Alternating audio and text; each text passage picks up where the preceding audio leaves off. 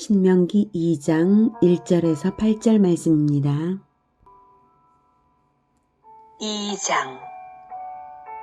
우리가 방향을 돌려 여호와께서 내게 명령하신 대로 홍해길로 광야에 들어가서 여러 날 동안 세일산을 두루 다녔더니 여호와께서 내게 말씀하여 이르시되 너희가 이 산을 두루 다닌 지 오래니 돌이켜 북으로 나아가라. 너는 또 백성에게 명령하여 이르기를 너희는 세일에 거주하는 너희 동족에서의 자손이 사는 지역으로 지날진대 그들이 너희를 두려워하리니 너희는 스스로 깊이 삼가고 그들과 다투지 말라. 그들의 땅은 한 발자국도 너희에게 주지 아니하리니 이는 내가 세일산을 에서에게 기업으로 주었습니다. 너희는 돈으로 그들에게서 양식을 사서 먹고 돈으로 그들에게서 물을 사서 마시라. 네 하나님 여호와께서 네가 하는 모든 일에 네게 복을 주시고 네가 이 큰 광야에 두루 다님을 알고 네 하나님 여호와께서 이 40년 동안을 너와 함께 하셨으므로 네게 부족함이 없었느니라 하시기로 우리가 세일산에 거주하는 우리 동족에서의 자손을 떠나서 아라바를 지나며 엘랏과 에시온 게벨 곁으로 지나 행진하고 돌이켜 모압 광야길로 지날 때에 사랑하는 형제 여러분, 11월 28일 토요일 새벽 묵상에 오신 것을 환영합니다. 신명기 설교는 출애굽 제2세대에게 하는 설교입니다. 여호수아와 갈렙을 제외한 모든 제1세대는 죽었고 제2세대는 가데스 바네아 사건 이전에 미성년자였거나 출생 전이었어요. 이제 그들에게는 정복전쟁의 승리가 사명으로 주어졌습니다. 승리가 되기 위해서는 율법의 재교육과 역사 회고록이 필요했습니다. 어제 신명기 1장에서는 가데스 바네아 반역 사건을 회고했는데요. 본장에서는 38년을 훌쩍 뛰어넘어서 곧바로 출애굽 40년입니다. 신명기 2장 1절과 2절 사이에는 38년간의 방황은 생략되어 있는 것입니다. 출애굽 제40년 가데스에서 진군하여서 모압 평지에 도착하기까지의 과정만 회고하는 것입니다. 1절 여러 날 동안 세일산을 두루 다녔더니는 38년 광야 방랑을 말하는 것입니다. 여기서 세일산은 남방, 가나안 남방의 산악지대 전체를 의미한다고 볼 수 있습니다. 세일산 하나만 말씀하시는 것이 아니라요. 너희가 이 산을 두루 다닌 지 오래니 돌이켜 북으로 나아가라. 이제 형벌 기간이 이제 만료되었고 드디어 북진을 명령하십니다. 지도에서는 가데스 바네아 반역 사건 이후 방랑이 표시는 되지 않았어요. 그 노정은 나타나 있지 않고요. 여기가 가데스 바네아죠. 그리고 자기 멋대로 이제 치러 올라갔던 것이 이쪽에 올라갔다가 쫓겨나서 패배해서 되돌아왔고 그 다음 흐름이 여기는 나타나 있지는 않아요. 어떻게 이 광야를 방랑했는지 38년 동안 그건 나타나 있지 않지만 그 다음 이제 북진하라라고 하셨죠. 하나님께서. 그러니까 북진하라는 건 요렇게 다시 가라는 뜻이 아니라 요렇게 해서 이제 이스라엘 백성은 요렇게 해서 갈 계획을 가졌던 것 같아요. 그러니까 이스라엘은 38년 동안 가나안 정복 전쟁을 생각했습니다. 그래서 전략이 바뀌게 된 것 같아요. 38년 전에는 가데스 바네아에서 바로 북진했는데 가나안 땅을 가만히 보니까 위아래로 길어요. 여기 이 위에 많이 길거든요. 위로. 위아래로 길고 가나안에는 족속 여럿이 살고 있기 때문에 아래쪽에서 쳐 올라가서 북쪽 끝까지 가기보다는 북동쪽으로 돌아서 이렇게 돌아서 이쪽 돌아서 여기에서 가면 여기에서 요단강을 넘어가면 길다란 가나안 땅을 중간쯤에서 잘라서 들어가는 거죠. 그러면 가나안의 힘을 분할시키는 효과가 있거든요. 마치 6.25 때 인천 상륙작전으로 서울이 복구되니까 한반도 중부 아래는 단시간에 얻어낸 것처럼 말이죠. 그래서 세일산지를 위쪽으로 지날 생각이었던 것이죠. 여기가 바로 세일산지입니다. 세일산지고 아라바 광야. 그래서 요렇게 지나야겠다라고 생각을 한 것이죠. 그런데 바로 이 땅은 에돔 땅이에요. 에돔. 네. 이 에돔은 이스라엘과는 형제 민족입니다. 과거 쌍둥이 형제였죠. 이삭이 낳은 두 쌍둥이 아들 에서와 야곱이죠. 이스라엘은 야곱이고요. 에서가 바로 에돔입니다. 에서의 후손이 에돔입니다. 그런데 이제 하나님께서 말씀을 하십니다.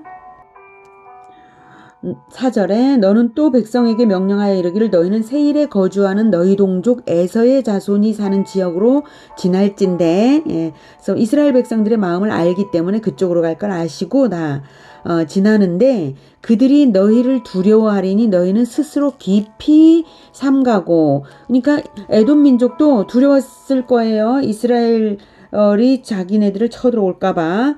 자, 그것은 이제 형제를 가지지 않았기 때문에 두려워하기도 한 것이겠지요. 자, 아무튼 너희는 스스로 깊이 삼가라 라고 하는 것은 침략의 오해를 받지 않도록 하라 이런 말씀입니다. 그래서 그들과 다투지 말라. 그들의 땅은 한 발자국도 너희에게 주지 아니하리니 이는 내가 세일산을 에서에게 기업으로 주었음이라. 네, 형제의 도리를 지키게 하는 교훈입니다. 그러면서 또한 하나님이 주권적으로 기업을 주시면 그 땅은 반드시 받은 자에게 정복되며 이미 받은 자가 그 땅을 정복하는 거죠. 에서가 받았기 때문에 에돔이 살고 있는 그 땅을 세일산 주변을 하나님이 정복하게 에서에게 허락하셨다는 뜻이죠. 소유에도 보호를 받는 것입니다. 그 이후에도 그것을 알 수 있습니다. 하나님이 에서에게 주신 땅이니 아무도 건드리지 못하게 하시는 것입니다. 하나님이 그런 분이십니다. 그 원리대로 이스라엘 역시 기업으로 받은 가나안을 반드시 정복하게 될 것도 알 수가 있습니다. 그러니 에돔 땅을 탐낼 이유도 없고 또 거기에서 탐내고 있을지도 모른다고 에돔으로 하여금 오해받는 행동을 하지 말라 이렇게 하신 것이죠.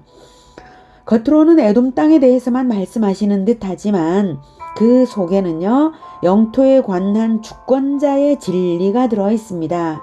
형제 우애의 도리만 말씀하신 듯 보이지만 내면적으로는 영토에 관한 주권적 진리로서 이스라엘에 대한 하나님의 강력한 응원이 들어 있습니다. 이는 주권자이시며 진리의 하나님으로서 역사를 주관해 오신 분이시기에 주실 수 있는 절대적인 응원입니다. 하나님께서 이 가나안을 너희에게 주었다. 그러니 이것은 확실히 얻을 수 있을 것이고 반드시 보장받는 것이다 라는 그 의미가 다 들어있죠. 자, 그래서 6절 너희는 돈으로 그들 에돔에게서 양식을 사서 먹고 돈으로 그들에게서 물을 사서 마시라. 이스라엘 백성이 에돔 땅을 지날 때에 약탈 행위를 방지하는 것은 물론 민폐도 끼치지 않도록 당부하시는 것입니다. 7절 네 하나님 여호와께서 내가 하는 모든 일에 내게 복을 주시고 내가 이 큰 광야에 두루 다님을 알고 내 하나님 여호와께서 이 40년 동안을 너와 함께 하셨으므로 내게 부족함이 없었느니라 하시기로. 물을 사서 마실 충분한 자원을 이미 이스라엘에게 주셨기 때문입니다. 이렇게 하나님은 징벌과 고난 중에도 보호를 40년 동안 보호하신 것입니다. 신명기 8장 3, 4절을 보면 이스라엘에게 하늘 양식 만나를 내려주신 것과 의복과 신발이 헤어지지 않은 것을 말씀하십니다. 너를 낮추시며 너를 줄이게 하시며 또 너도 알지 못하는 내 조상들도 알지 못하던 만나를 내게 먹이신 것은, 그래서 줄인 다음에 먹였시였다는 거고, 이게 38년 동안 계속 40년 내내 사실 계속 있었죠. 자, 이것은 사람이 떡으로만 사는 것이 아니요 여호와의 입에서 나오는 모든 말씀으로 사는 줄, 이 말씀을 순종하면 풍요하게 다 제공이 된다, 이 말씀입니다. 이것을 네가 알게 하려 하심이라. 이 40년 동안에 내 의복이 헤어지지 아니하였고 내 발이 부르트지 아니하였느니라. 신기한 일이죠. 40년 동안 의복도 신발도 헤어지지 않고 아무 필요의 문제에 어려움이 없게 하셨다는 것입니다. 이렇게 신사적으로 에돔을 대하도록 하시는 근거를 하나님의 친절하심과 넉넉하심, 그 공급 때문에 그렇다고 하십니다. 우리가 세상에 대해 항상 선으로 대해야 하는 근본적인 이유는 하나님의 선하심 때문입니다. 자, 이렇게 당부하신 대로 이스라엘은 그렇게 에돔에게 제안을 하며 에돔 땅을 걸어서 통과만 하게 해달라고 간청을 했습니다. 길로만 걸어가겠다고 했습니다. 하지만 거절당하고 말았습니다. 민수기 20장 14에서 21절을 볼게요. 모세가 가데스에서 에돔 왕에게 사신을 보내며 이르되 당신의 형제 이스라엘의 말에 우리가 당한 모든 고난을 당신도 아시거니와 우리 조상들이 애굽으로 내려갔으므로 우리가 애굽에 오래 거주하였더니 애굽인이 우리 조상들과 우리를 학대하였으므로 우리가 여호와께 부르짖었더니 우리 소리를 들으시고 천사를 보내사 우리를 애굽에서 인도하여 내셨나이다. 이제 우리가 당신의 변방 모퉁이 한 성읍 가데스에 있사오니 청하건대 우리에게 당신의 땅을 지나가게 하소서. 우리가 밭으로나 포도원으로 지나가지 아니하고 우물물도 마시지 아니하고 왕의 큰 길로만 지나가고 당신의 지경에서 나가기까지 왼쪽으로나 오른쪽으로나 치우치지 아니하리이다 한다고 하라 하였더니 에돔 왕이 대답하되 너는 우리 가운데로 지나가지 못하리라. 내가 칼을 들고 나아가 너를 대적할까 하노라. 이스라엘 자손이 이르되 우리가 큰 길로만 지나가겠고, 이 큰 길은 왕의 대로를 말합니다.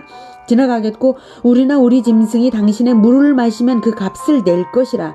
우리가 도보로 지나갈 뿐인즉 아무 일도 없으리이다 하나 그는 이르되 너는 지나가지 못하리라 하고 에돔 왕이 많은 백성을 거느리고 군대를 데리고 나온 거죠. 나와서 강한 손으로 막으니 에돔 왕이 이같이 이스라엘이 그의 영토로 지나감을 용납하지 아니하므로 이스라엘이 그들에게서 돌이키니라. 이렇게 여호와의 이름으로 형제 민족으로서 간청을 했는데도 에돔은 허락하지 않고 군사로 방어를 했기 때문에 할 수 없이 이스라엘이 먼 길을 선택할 수밖에 없었습니다.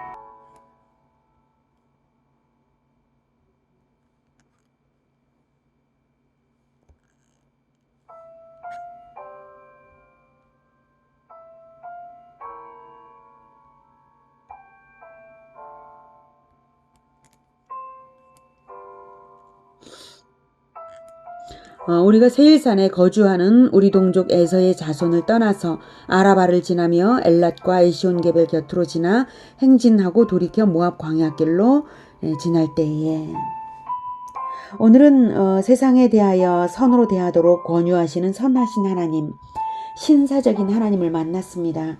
우리가 사람을 대할 때에는 언제나 우리에게 은혜를 베풀어 주신 하나님을 생각하며 대하기로 합시다. 하나님이 우리에게 어떤 은혜를 베풀어 주셨습니까? 개인마다 받은 것이 다르겠지만 우리 모두에게 동일하게 주신 것이 이미 말할 수 없는 은혜입니다.